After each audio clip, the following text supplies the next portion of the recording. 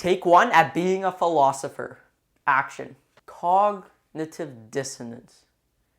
Nah, cut. Yo, what were you talking about? Wait, hold up. Where did you come? Oh no, wait. I just had something come to my mind. Wait, what even is your name? See, I'm looking for a word for a philosophy. I want it to be extremely complex, but at the same time, not too long. You know what? Screw it. We'll just make it a long word. Cognitive dissonance. Being aware of this idea of cognitive dissonance is so important to our growth. Okay, yeah, but what even is cognitive dissonance?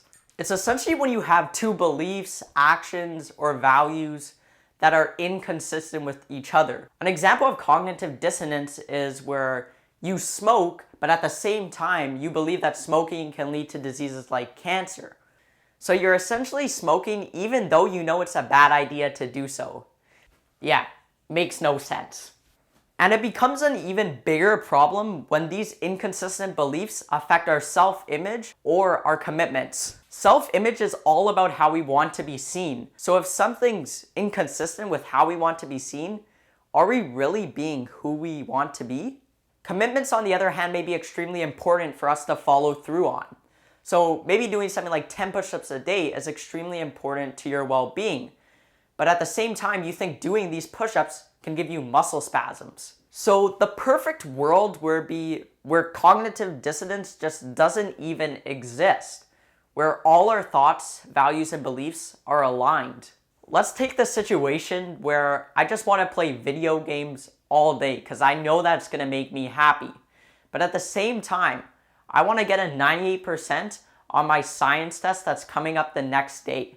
So to achieve that, there's a few things you can do. The first approach is modifying a belief or thought.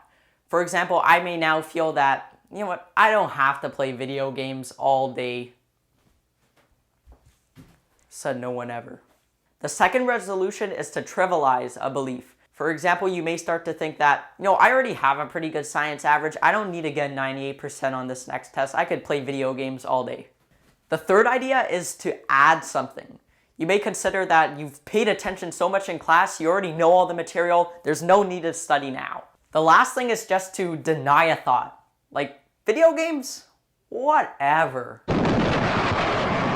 Although having an aligned mental state can be nice, there's some bigger things to cognitive dissonance. See, we may consider ourselves open-minded, but our brains are constantly filtering through things that may be important, but don't align with our beliefs.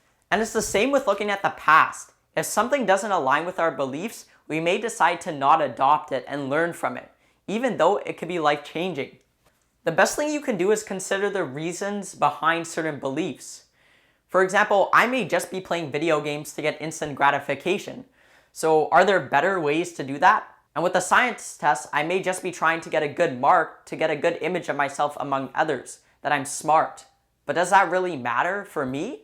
By understanding these certain beliefs and the reasons behind them, we can choose what we want to adopt or not by having a greater understanding of its impact. Okay, so I know it's already pretty late, but I do want to get this video out. I've just been sleeping late recently a lot. But I know sleep is extremely important for making us healthy. I don't know. No, 10 more minutes. Man, should have went to sleep earlier.